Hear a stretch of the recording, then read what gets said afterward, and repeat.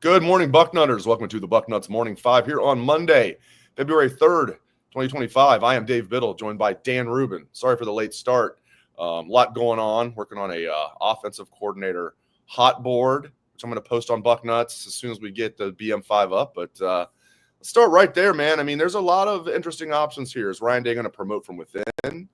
Could Brian Hartline still has the title of offensive coordinator? It's not like they took that away from him when they brought in Chip Kelly.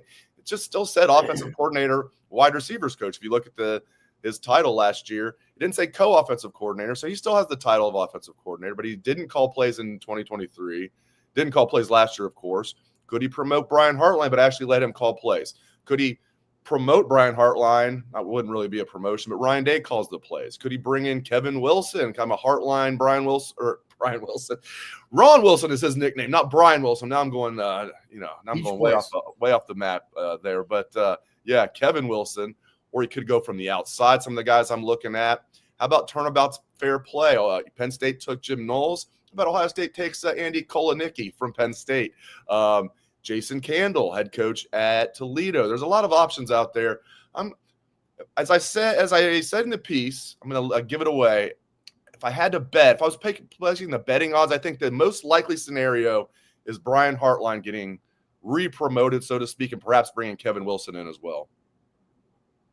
Yeah, I support that. I guess I would support whatever keeps Brian Hartline at Ohio State at this point. None of the losses, in my opinion, and we discussed this, and you're going to find out Dave and I are on one side on this, in my opinion, none of the moves so far materially affect their ability to move forward as a program without hesitation. If you took away Brian Hartline, then I would have major hesitation because number 4 would possibly leave. And I'm all about the Joes when we talk the Jimmies and the Joes. I do not want to lose Ed Reed or Julio Jones. That is the key to me going into next season. And I'm not kidding. I normally, if it was before last year, I would understand, we were in a different spot and you need the masses. Let's just make sure we have the best 2 players in college football heading into next season and build out from that. I also think for Brian Hartline, like you said, with the involved, let's figure out what we're doing with him and keep him happy. The one thing I would say about all of this is that I kind of get the sense that people have a vibe that Ohio State's like shocked, like they're working and some guy sneaks away and gets a phone call and is like, oh, I'm leaving. I'm going to the Raiders. I don't think it's like that. I think there's a very above board understanding of what's going on. I can tell you this. I know for a fact that I had an NFL guy call me and say, Chip wants an NFL job. He's in the mix for Houston and the Raiders. And I got a call last week. I don't know if it's been announced yet in Houston, but I was told who's going to get it in Houston, and it's not Chip Kelly. So then we were down to the Raiders, and they made him a great offer. $6 million. He's going to be the highest paid coordinator in the NFL. That's 3 times what he was making at Ohio State. I think the same as what he was making as UCLA's head coach. Hey, good for him. Hey, good.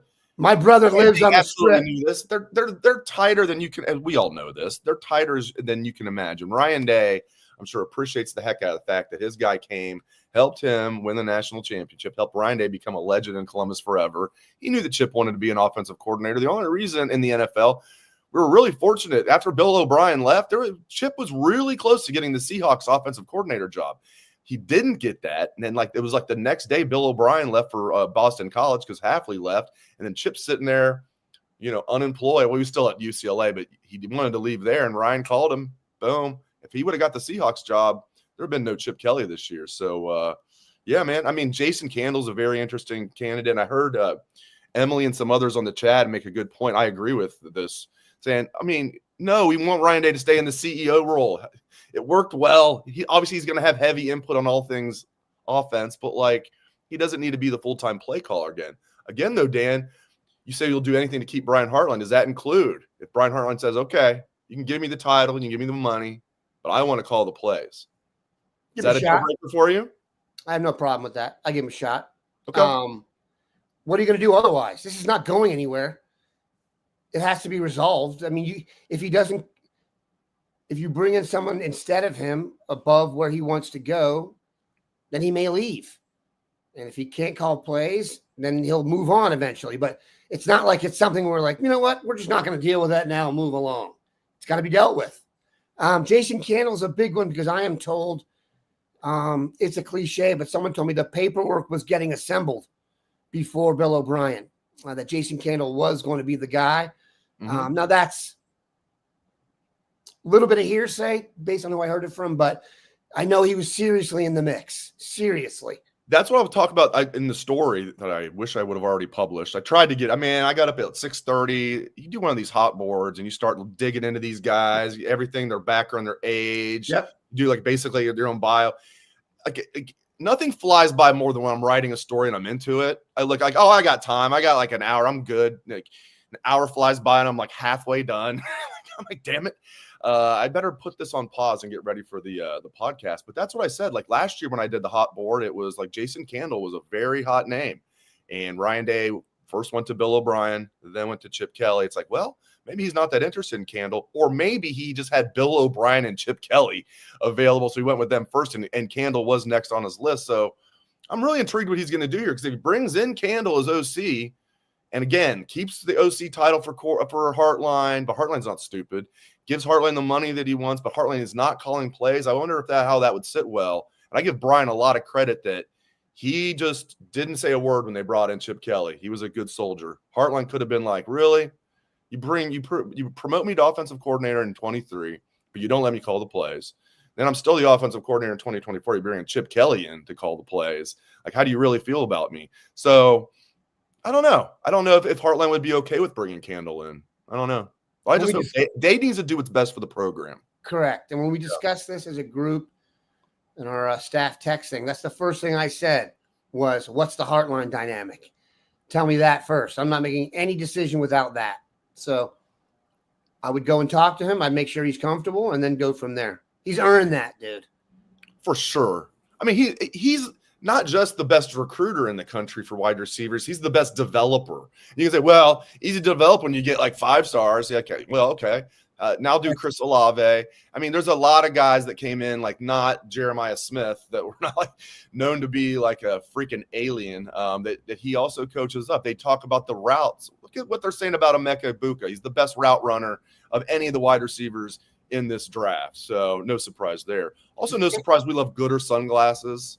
I love Gooder sunglasses. Had them down in Atlanta, and now in Ohio, it's going to be 60 degrees here today.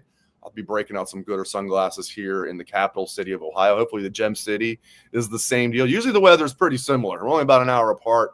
As Wilt Fong used to say, go right down 70. Very straight shot. I've made that drive back and forth from Dayton to Columbus, I bet more than anybody in the world. It's the most boring drive on 70, but I've made that drive like 3 million times. And I love having my Gooder sunglasses in the car with me. Awesome sunglasses. And start at $25. If you lose them like I am wont to do, okay, you're out $25, get another pair. If you want to support the show and try a pair, Gooder is giving Bucknuts Morning 5 listeners free shipping.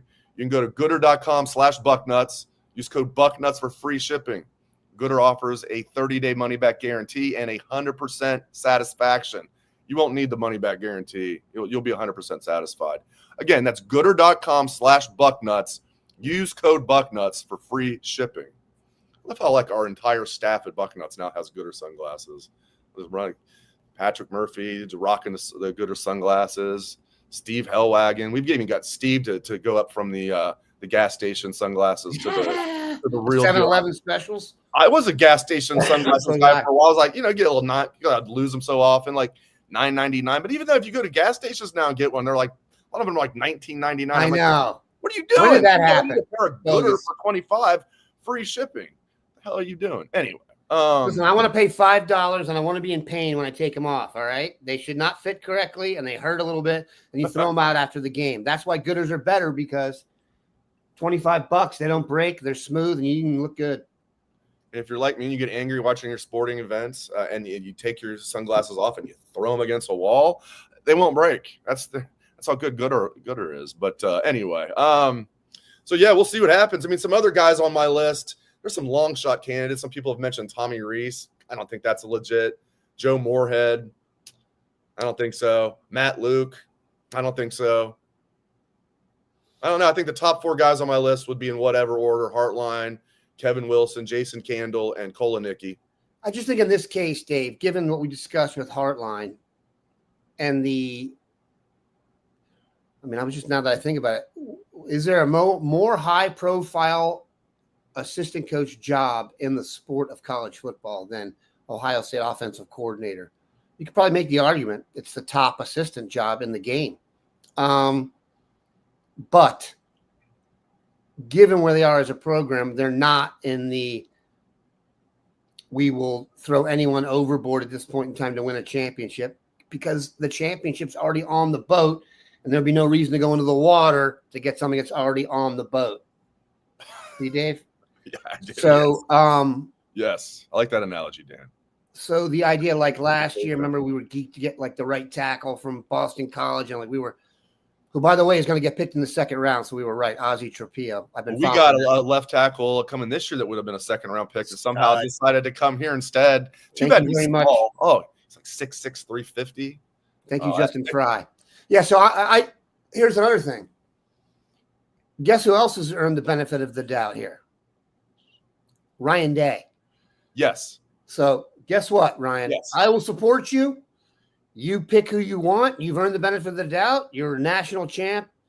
You're 70-10. The other guys with the amount of wins that you have are named like Sweetwater and, Lucky Charm Wilson and stuff. So woo, I give him the benefit of the doubt. I give him the benefit of the doubt because, what he did was I was on the field at Mercedes-Benz Stadium, right, a.k.a. the Benzo, and there was sideways. Can you hold that sideways? So much confetti coming down, and like there's 3 different types of confetti. I got all here. I got the 2025 footballs. That's the one that they waited to the last one. That was the one that they did when Ohio State's team was on the stage. But you get out there, you had the gold streamers coming down. You had the scarlet and gray paper, and then you had the third and final, the 2025. And we got it jarred up right here. So we're still basking. We're less than 2 weeks removed. We're still in bask mode. And, we're going to get to O-line coach in a second. Hold on a second. Go ahead, Mr. Rubin. One thing I want to comment on, if you look at the guys that have left, Fry,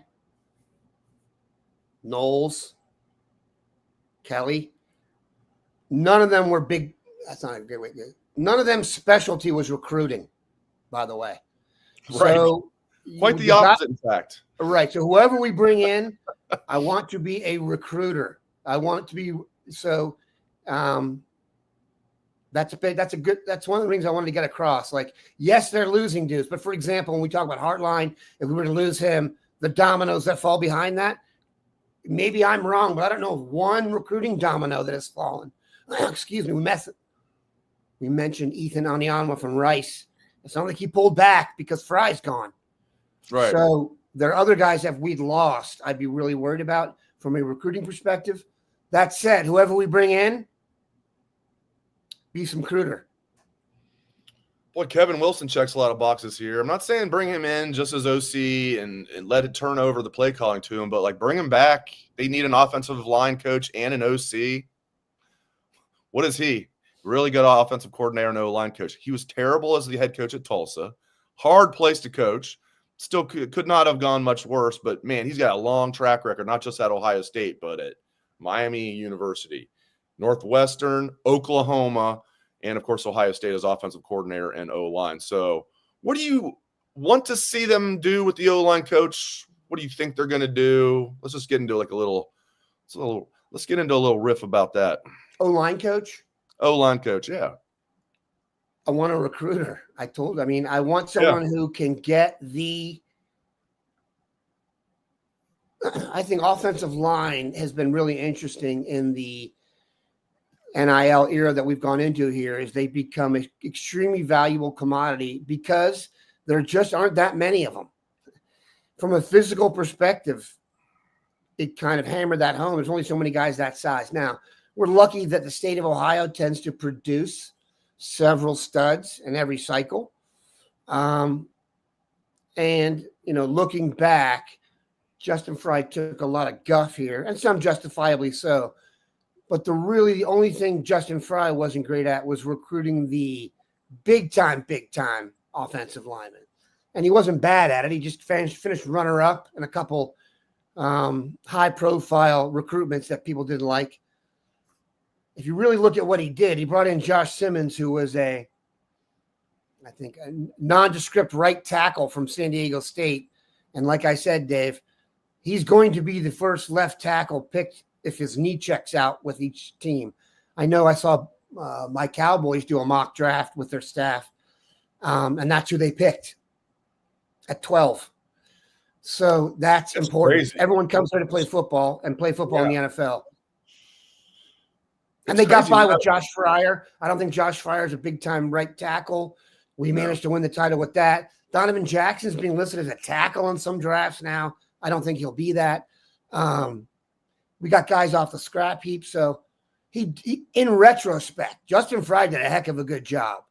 He didn't recruit the elite of the elite. And he was actually a good dude. So that's a loss. But he's replaceable because if we do bring in someone who can recruit a little bit better than that, you kind of balance it out. And circling back to something you said, Ryan Day should earn the trust of everybody. I don't want to speak for everybody else, but he certainly earned my trust. He's had one really bad hire, Kerry Combs, since he's been here. He's had a lot of good ones. He, Hafley was a good one. And that led to the bad one. He didn't think Hafley was going to leave after 1 year. But then rectified that. He had no previous relationship with Knowles. Interviewed him about 1 million times over Zoom. Knowles remember saying, like, I don't know how many times we need to do this, but he wanted to make sure he got it right, and he did. So I trust he will get this right. And tell you what, he's bought years of capital for bringing the title to us. My little jar of this is just absolutely stuffed with confetti. I love it. I absolutely love it. All right, go ahead. Before we go any further, Dave, let me one quick point. This is a big deal, though, because many regimes have been taken down by the inability to hire good replacements. We've been through this before. Quick digression. When Urban was hired, someone who had been at Florida told me when Urban was hired at Ohio State, I was told by someone, you're going to win the national championship because he has done a great job of putting together the best possible staff. He didn't go with cronies. He built the best possible staff. And the guy said, your issue is going to be replacing those guys when you win the championship. Then he'll go with cronies. And that's what happened. He started hiring cronies. Best man. You know what I'm saying? He started hiring cronies. He got behind. Right. He got to be too much himself and got pushed out. It takes down a lot of dudes. One thing Saban was great at was like flipping that OC. He's like, you want to rehab your career, Sark? Come here. Lane Kiffin, you want to stand next to me in enough pictures that people actually think you're sane? Come here. You know what I'm saying? So let's do that, man, if we need to. I love it. Like I go back to my trust in Day. Just don't hire cronies, right? Don't hire yes men. Now, if your best man at your wedding is really the best guy for the job, more power to you. You've already proven you can work with your mentor, with Chip Kelly. So he's earned the benefit of the doubt there too. But he only knows. We don't know. And so I trust him to make the right call, but don't hire, your favorite receiver, the guy who had the most receptions at New Hampshire when you're the quarterback. You know what I mean? Yeah, I think you're right. He does a good job with that because, I love the Chip Kelly hiring, but it was in the back of my mind, is this nowadays the boss of his mentor? Are we sure that this is a good situation? Oh, we're sure. Oh, Justin Frye and Day were buddies. They coached together at Boston College. They were buddies. That worked out well. Yeah, again, Frye, not a great recruiter, but a heck of a good O-line coach. To lose the best center in college football, to lose a projected first-round left tackle, and you still win the national championship, and it's not because of, despite of the offensive line they won. I mean, the offensive line played really well. I give Justin Frye a ton of credit. Jeff Hafley and Ryan Day had a previous relationship together. They coached together in the NFL, and that was a good hire. So, yeah, Ryan Day's earned the benefit of the doubt. It's a fine line. Do a good job. What's that? It's a fine line. I mean, you got to hire someone you know and have experience with, but you got to hire someone you can have a proper relationship with at the same time. Yeah, and they have to be the best guy for the job. Yes, exactly. Some other guys. So Drevno is on staff right now. That's not a recruiter, though. I really like Drevno being the senior analyst, basically assistant O-line coach. I don't know if I want him being promoted O-line coach. Now, he was the offensive coordinator at Michigan many years ago. Wasn't a very good offensive coordinator, but he wasn't the OC at Michigan and the O-line coach. Was the O-line coach under Chip at UCLA. Did a good job here, I think, as the senior analyst. But I don't know if I want to see Drevno promoted. My pipe dream is our old friend from Front Row Radio. People have been mentioning this. I tell them I would love it, but I think it's a pipe dream, is LeChuck. LeCharles Bentley. Not mine. Not I yours. always have that. You know who mine is. Bill Callahan. Oh, Bill Callahan, of course, but he's not running. Running his son. Why not? They get the first pick. I know, I'm kidding, but he's running game Jesus. He is. That'd be great. Okay, if we're just saying like what it's like when I were doing defensive coordinator hot board, I was like, how about Nick Saban? Yeah. If we're just going to be like going like pie in the sky, yeah, let's go Callahan. But I mean, no, I don't think LeCharles would be interested in it because he has a good situation now. He kind of just helps out programs when he wants to. He has his own academy. He's doing well in life. To the surprise of nobody, it looks like he could still win the Outland Trophy or the Remington Trophy right now. I mean, he's jacked up to the surprise of nobody. I love LeChuck. Just seems like a pipe dream. They both are. Both those guys. Charles Bentley is great. I just think of Charles Bentley, man, what a recruiter he would be. That I mean, people would say, "Oh, how much experience does he have?" It's like, dude, he'll recruit to the point where he can sit and have a sandwich and throw him out there, and they'll whip tail. Like I said, anytime we ever discuss offensive line, I'm going to call Bill Callahan and offer him a ton of money because I don't think. Literally, they refer to him as running game Jesus in Dallas. I like that. That's good. Look what he did with the Browns, too. He was really good with the Browns. Here's what he's not good at, being a head coach and sitting in front of the media and talking about his team not playing well. Everything else he's done pretty well. He just wasn't a good head coach. And by the way, I think he got to the Super Bowl. He did, and then John Gruden was not very nice to his former – they didn't switch. Remember that Super Bowl? Like, you're playing against John Gruden, the former coach. You were his assistant. He knows all of the signals. You're not going to mix up your signals. So the Bucks knew exactly what and I don't think it would have mattered. That Bucks team was better. But they knew exactly what the Raiders were going to do on both sides of the ball. How does Callahan not mix up his calls? But right, he got to a Super Bowl. These former Nebraska guys, Dan, they can get to the Super Bowl. Can they win one, Zach Taylor? What? Anyway, I got to do a quick ad read, and then we're going to talk some more O-line stuff. We're going to see if we can get LeCharles Bentley to take the job. Oh, and by the way, programming note. I was going to save this. You guys have been asking to get G. Scott Sr. back on the show. I said it's going to happen. He's trying to lay low during his son's final season.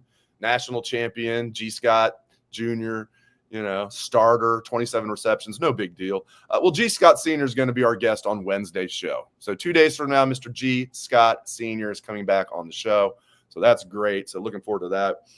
What a success story, too, by the way. Oh, it's unbelievable. And he, we're there at the celebration. And, of course, who else leads the prayer before we really get going? G. Scott leads the prayer in front of, 40,000 people. And he's just as calm as can be and just so proud of him. So happy for their family. So cool.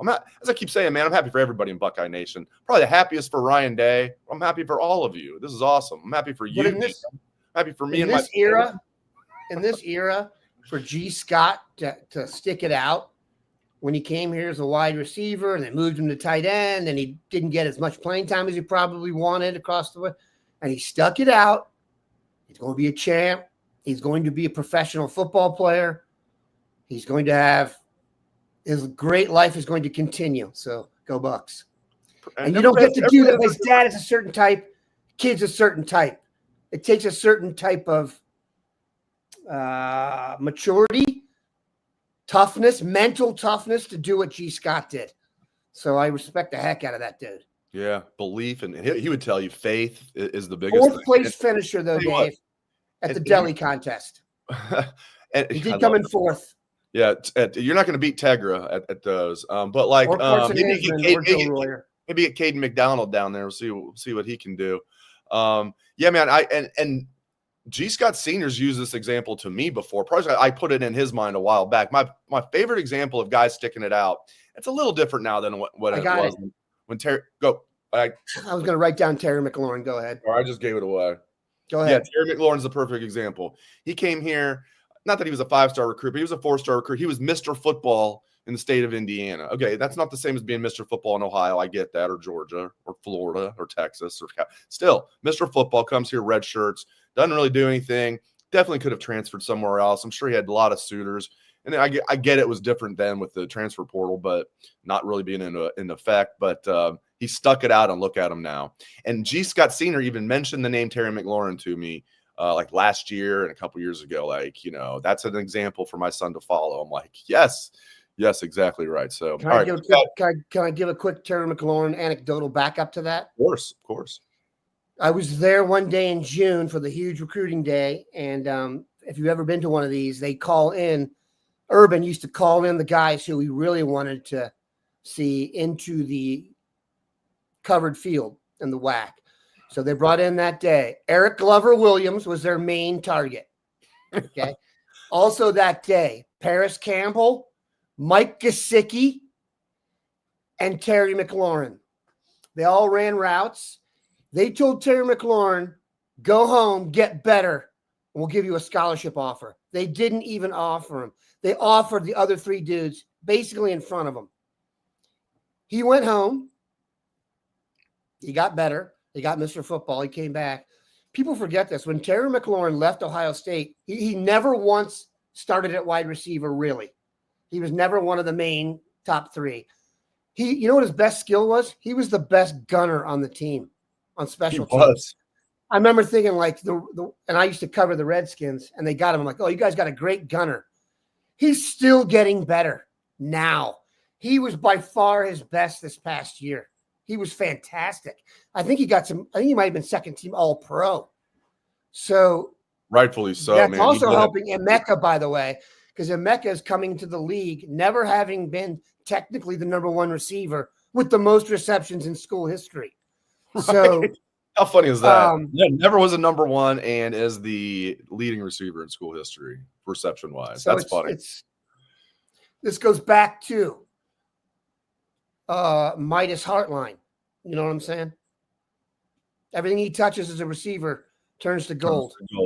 Oh, you look at if you're an NFL scout, you got to be thinking, man, these Ohio State receivers just do not bust. Like, I mean, there's no McLaurin was a 3rd rounder. Mike Thomas was a 2nd. I know Mike Thomas injuries, but he had like the best start to a career of any wide receiver until now. Justin Jefferson has broken that, and then Jamar Chase has broken his first 4 years. But until then, Mike Thomas had the best 4-year start to a career of any wide receiver in the history of the NFL.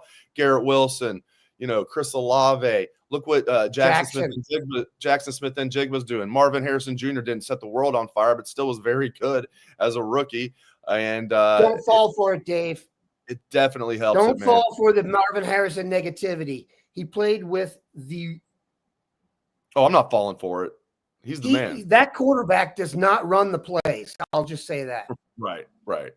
And I don't know if he sees the field very well, not just because of his stature, just because of his processing. The ball doesn't go where it's supposed to. No. Ohio State receivers, it's almost like the surest thing. If you take that's why if the Bengals do take Emeka at 17, I'll be okay with it because Emeka Egbuka will be a successful wide receiver in the NFL for 10 years. Like you can just mark that down. I don't think it's almost, Dave. Name another position in any team that you would take a player from and feel that confident. Yeah, it would have to be the only caveat. I'll give you any Power 5 school, any position. You take injury off the table. They're bust proof, and I don't use that lightly. I said the same thing. But I remember when Joey Bosa came out. I'm like, unless he has an injury, he's the safest pick in the draft. Joey Bosa. There's a certain guys like Jackson Smith and Jigba was another one. I can name any of those Ohio State wide receivers really, where you just knew bust proof unless he gets hurt. All right, real quick. Speaking of bust, you can't get on the field here if you're not that good enough. Speaking of bust proof. Got to get with Joy Mode, and we got a great deal for you guys. Joy Mode is the all-natural sexual performance booster, and we have a great deal for you guys. Joy Mode features just 4 simple, proven ingredients. Unlike prescription options that involve doctor visits, managing refills, Joy Mode provides straightforward, effective solutions. Join over 200,000 men who trust Joy Mode to boost their performance without the side effects. Man, I mean, we're doing ad reads, but a lot of times word of mouth helps too. I mean, Patrick Murphy, I think, was patient one. Now 200,000 men who trust Joy Mode. I mean, that says a lot. If you're looking to take your game to the next level, visit tryjoymode.com. Use code Bucknuts at checkout for 20% off single purchases and 30% off subscription orders. That's tryjoymode.com. Use code Bucknuts for 20% off single purchases and 30% off subscription orders. Bam. All right, gotta like that. All right, and then D coordinator. Let's finish with that. That was a week ago. That's old news now, Dan. No, they also, this is great. You win a national championship, you get to replace your defensive coordinator, your offensive coordinator, and your O-line coach / run game coordinator. And by the way, all good. National championship flags fly forever. Banners fly forever. But D coordinator, people keep asking me, I think the most likely scenario, I know some people don't want to hear this, is they're going to promote Guerreri and Walton and have them kind of as co-DCs. And I believe in Matt Guerreri. I think he's not only a future good defensive coordinator here, but I think he's going to be a future head coach. Not necessarily at Ohio State. He's just one of those guys. I mean, I've talked to millions of coaches over the years. Like, you talk to certain guys, these young coaches, like, oh, that's a future head coach. That's the feeling you get from Guerreri. And with Dan, what Ryan Day said about Matt Guerreri at that championship at the Horseshoe, that he is a rising star. He's one of the brightest minds in college football. I was like, damn, that's your new DC, huh? But I would like to see them like kick all the tires. See if Jim Leonard's interested. See if some of the guys from the outside that might be pipe dreams are at least interested, because this is a primo job. It's great to work at Ohio State, like you said, as offensive coordinator. I would argue it might be better to be defensive coordinator because the head coach is an offensive guy. Yeah. And you get to coach Caleb Downs for a year. Yeah, no, seriously. Oh, Ed Reed comes with the package? I'll take it. Yeah. This is similar to offensive coordinator to me in that I definitely like the idea of promoting from within, but you don't like it or you do? Don't? Sorry? You do like it or you don't? I'm sorry. I don't mind the idea of hiring from within. Okay. Like it being Guerreri. I don't mind that. Yeah. Provided it's not going to be the beginning of someone feeling like they got screwed over. You know what I'm saying? Same with Heartline. I don't think that's what I would do. I would be adding, not subtracting. So it's interesting because I think Knowles is an interesting guy to replace, because if you look at his career, this was not that surprising. Guy likes to be on the move a little bit. Keep in mind, he didn't come from Alabama. He came from Oklahoma State. You know what I mean? That's not exactly a Philly guy who went to Cornell at Oklahoma State. It's not like a natural fit. It's a football thing. He's a football coach going, you know what I mean? He's almost more of like a traveling genius. Pat Murphy's story about him, he'd rather just be in his office looking at film. I get that. Smoking a cigar. Doesn't lend itself towards recruiting. Smoking a cigar. Or building the Brian Emerson. What if we get the real Ed Reed to coach? Sign me up. That'd help with recruiting. Let's do it. Hey, Bates from Bates from is it Bates? I'm gonna make sure I have it. Yeah, Bates from Pitt is interesting. But people for Randy defensive Bates, coordinator, Randy Bates, Ohio State graduate, didn't play at Ohio State, but went to Ohio State. OSU started his coaching career in the state of Ohio at Muskingum, and people are like, well, he's too old. I mean, he's 4 years older than Knowles. Knowles is 60, Bates is 64. I mean, we see coaches all the time coaching into there. I mean, what's Belichick in his 70s? So 64, that's not a deal breaker to me. And Pitt has had some good defenses. Young, though. Pitt has had some good defenses. Yeah, Pat Narduzzi, head coach, a defensive guy. Yeah. People here probably remember him. Narduzzi was the defensive coordinator at Michigan State when they were at their best. He's done okay at Pitt. Pitt's kind of an erratic team. Expectations, I'm not sure how you could be super high expectations there. Part of it's also, like we said, relationship-wise, if you do bring in someone from outside, I do want them to be able to seamlessly join the fold. And keep in mind, the standard's pretty high here if you're joining from outside. You know what I'm saying? You didn't win the national championship wherever you came from. That's the only guarantee we know. And we did. So the bar is high. There we go. The bar is high on the Bucknuts Morning 5. We set it high. Dan and the Pooh Ball and the Dean are probably just going to pole vault over tomorrow. Love listening to you guys on Tuesday and Thursday. I love doing the show with you every Monday. Thanks to Dan. Thanks to all of you. We appreciate it. I'm going to get cracking on the hot board. It's mostly done. I got the guys that I really want on there, and I'm going to add in some long shots as well. We'll get that posted. That'll be on Bucknuts. We'll make that a free story so all of you guys can read it. We'll post it to Twitter as well. So thanks to Dan. Thanks to all of you. We appreciate it very much. Hope everyone has a great rest of your day. Go Bucks.